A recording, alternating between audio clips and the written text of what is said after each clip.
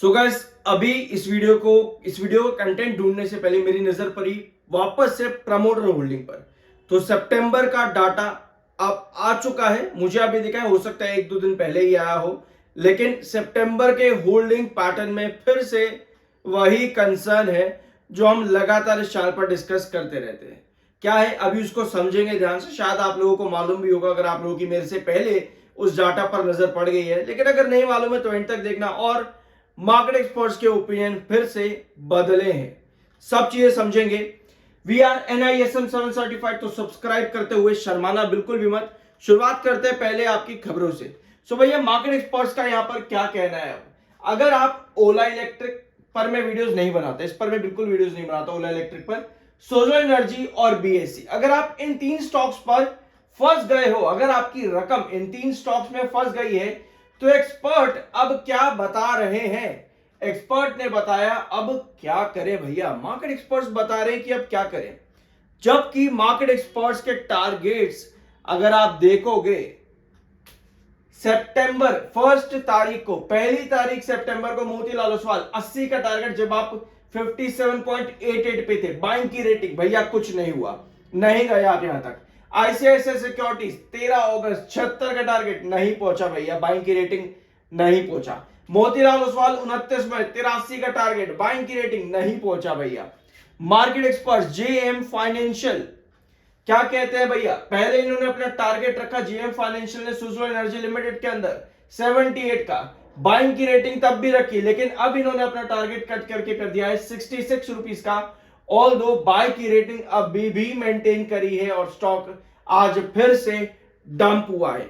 ऐसे में एक रिटेल इन्वेस्टर करे तो करे क्या, जहां मार्केट एक्सपर्ट्स के टारगेट बढ़ जाते हैं, फिर गिरने के बाद मार्केट एक्सपर्ट्स ही बताते कि भैया करें तो करें क्या। ऐसे में एक रिटेल इन्वेस्टर का सगा कौन। एक छोटी सी बात मैं आपके साथ कहना चाहता हूं, एक रिटेल इन्वेस्टर का कोई सगा नहीं है। मैं भी एक रिटेल इन्वेस्टर हूं, हम सभी एक रिटेल इन्वेस्टर हैं। अगर आप वीडियो को देख रहे हो तो आप भी रिटेल इन्वेस्टर हो, ठीक है। हमारा सगा है कौन, मैं आपको एक चीज बताऊं, एक रिटेल इन्वेस्टर का दूसरा रिटेल इन्वेस्टर सगा नहीं है। समझ लो इस चीज को। अगर आप सोच रहे हो कि आप किसी रिटेल इन्वेस्टर से जाकर के पूछोगे कि भैया मैं क्या करूं, तो भैया वो खुद आपका सगा नहीं है। भले ही आप रिटेल हो, लेकिन एक रिटेल दूसरे रिटेलर का सगा नहीं है भैया, बिल्कुल भी नहीं। क्यों भैया ऐसा क्यों बोल रहे हो, क्योंकि यार मेरे व्हाट्सएप ग्रुप भी है, मेरे टेलीग्राम ग्रुप भी है, जहां पर मैं आपको फ्रीली आपको पूरी मदद करता हूं और साथ में आपको अपना ओपिनियन रखने का पूरा टाइम भी देता हूं और आपको पूरा हक है वहां पर किसी भी तरह का अपना ओपिनियन रखने का। या फिर आप मेरे वीडियो पर कमेंट करते हो तो वहां पर भी आपका ओपिनियन है। अब भैया शेयर में एक दिन तेजी बन जाए, भैया बड़ा ब्रेकआउट आएगा, कमेंट आते हैं, ठीक है भैया अब तो यहां से यहां चला जाएगा, अब तो ऐसा हो जाएगा वैसा हो जाएगा। तो भैया एक रिटेल इन्वेस्टर खुद ही अपना सगा नहीं है, वो खुद ही अपने पैर पर कुल्हाड़ी मारता मारता थकता नहीं है।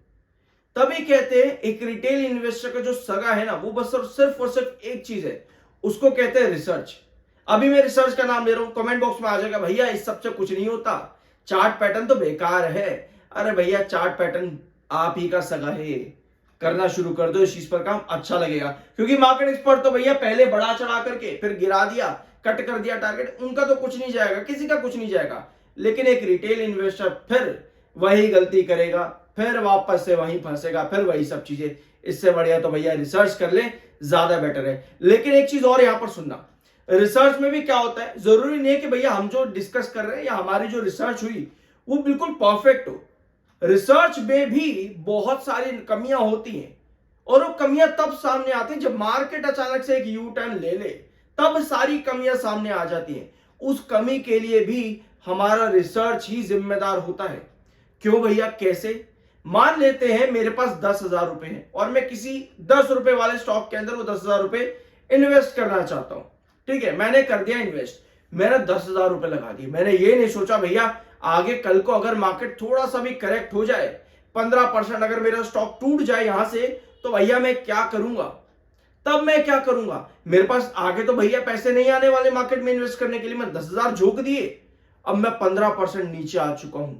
भैया मेरी रिसर्च भी बेकार गई, भैया मैंने किसी से पूछा वो भी बेवकूफ निकला, किसी ने मेरे को बताया उसने भी मेरे को पागल बना दिया, चूना लगा दिया। ये सब चीजें करने से बढ़िया पता है क्या है, रिसर्च करी, साथ में जो 10,000 रुपए थे ना, वो आपने 10 रुपए पर नहीं लगाए। आपने क्या किया, 10,000 में से 40% या 30% यानी कि 4,000 या 3,000 आपने बचा लिए। आपने कहा भैया कल को अगर मार्केट गिर जाए तो भैया मैं क्या करूंगा, मेरे पे आगे तो आने नहीं वाले हैं। तो 3-4 हजार जो आपने बचाए वो आपका थोड़ा बहुत करेक्शन भी आया ना 15% 10% का, वो आपको एवरेज करने का मौका देता है। तभी कहते हैं एक साथ से कभी भी मार्केट में पैसा कोई भी नहीं डालता, ये काम कोई नहीं करता।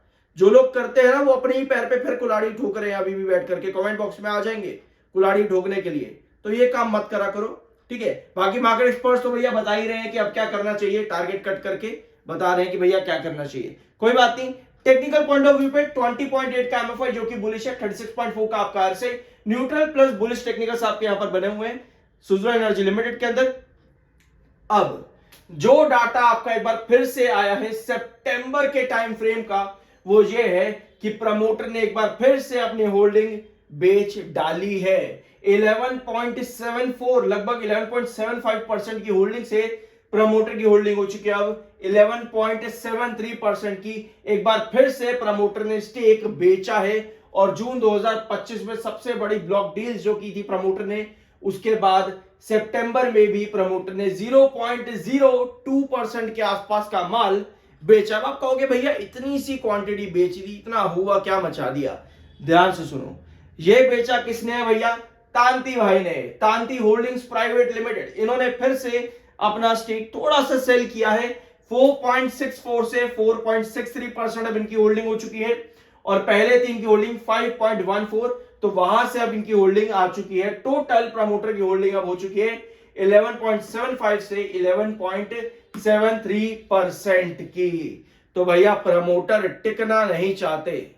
मैंने आप लोगों के साथ कई बार डिस्कस किया है कि कंपनी में जो कमियां है ना, थोड़ी कमियां, रेवेन्यू भैया बढ़िया, प्रॉफिट बढ़िया, कंपनी सब बढ़िया कर रही है, किसी चीज में कोई दिक्कत नहीं है, फाइनेंशियल वगैरह में नहीं दिखती है दिक्कत दिखती है प्रमोटर हेल्थ में, दिक्कत दिखती है कंपनी के मैनेजमेंट में। छोटी छोटी चीजें बीच बीच में आती है, जैसे कि जून 2024 में आई थी, रिसेंटली 2 महीने पहले भी एक थोड़ी सी दिक्कत आई थी। तो यही छोटी छोटी दिक्कतें जो कंपनी में बस परेशानियां लेकर के आती है, बाकी तो सब स्टेबल है ही भैया, ठीक है।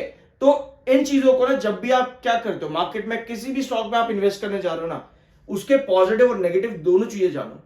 लोग मुझे कमेंट करके कहते हैं कि भाई सिर्फ पॉजिटिव बता, नेगेटिव मत बता। पॉजिटिव बताएगा तो शेयर बढ़ेगा। अरे भैया कहां जी रहे हो? ऐसे अगर वीडियो बनाने से, पॉजिटिव बताने से वीडियो में शेयर भागने लगे तो भैया सारी दुनिया वीडियो बना बैठ करके क्या फायदा? एक एग्जाम दे करके क्लियर करके NISM 7 सर्टिफाइड बनने का। बनाओ वीडियो, बताओ पॉजिटिव, सबको शेयर भाग जाएगा। ये होता है कुल्हाड़ी मारना, ठीक है। तो शेयर में आज के दिन हुआ क्या है, कल हमने डिस्कस किया था कि आपका ये डायगोनल जो आपको दिख रही है ना, ये एक रिस्ट्रिक्शन है, ठीक है। फिर हमने डिस्कस किया था कि आपका इस रिस्ट्रिक्शन पर आने से पहले क्या होता है, थोड़ा सा इसी जोन के बीच में आपका कंसोलिडेशन चलता है। ये डिस्कस किया था हमने। जैसे यहां पर देखो एक कंसोलिडेशन चला ना, इधर रिस्ट्रिक्शन पे ना ही बेस पे कंसोलिडेशन कर जाता है। यहां पर भी देखो ना ही रिस्ट्रिक्शन पर ना ही बेस पर कंसोलिडेशन कर जा रहा है। अगर आप पिछला पैटर्न भी देखोगे उठा करके, आपको वहां पर भी ये दिखेगा। अभी प्रेजेंट कंडीशन भी यही है, आज सेलिंग आई है, आज सेलिंग ज्यादा है, लेकिन रिस्ट्रिक्शन पर भी नहीं है, बेस पर भी नहीं है, यानी कि कहीं ना कहीं वेट कर रहा है डायगोनल पर वापस आने का।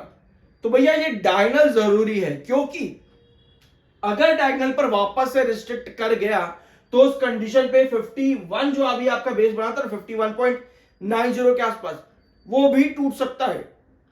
तो अगर आपको यहां पर बड़े ब्रेकआउट्स चाहिए तो 56 तो भैया हमको ब्रेकआउट करना पड़ेगा ही, लेकिन अगर यहां पर सेलिंग आनी शुरू हो जाए तो उस कंडीशन पर 51.90 भी आपका ब्रेकडाउन पॉसिबल है। तो अभी हमारी नजर जो रहनी चाहिए 51.90 से लेकर के 56 के बीच में रहनी चाहिए। अगर आपने गलती से ऊपर खरीदारी कर ली है भैया, क्या करें, नुकसान बड़ा हो गया है, नहीं कर सकते कुछ भी, तो वेट करते हैं उस कंडीशन के अंदर, ठीक है, वेट करते हैं। हम अलग जगह पे स्ट्रैटेजी ढूंढते हैं कि भैया मेरा नुकसान अगर यहां पर है तो मैं उसको कहां रिकवर कर सकता हूं।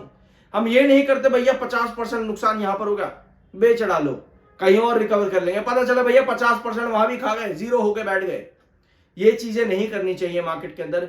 अगर नुकसान आ रहा है तो स्ट्रैटेजी ऐसी बनाओ शुरुआत से ही कि आपके पास उस नुकसान को कम करने के लिए पहले एक अमाउंट हो, ताकि आप आराम से अपना बाकी का अमाउंट भी मार्केट में से निकाल सको। बाकी आपका अपना ओपिनियन है। बाय सेल की कोई रिकमेंडेशन नहीं है। मिलते हैं अगले वीडियो में।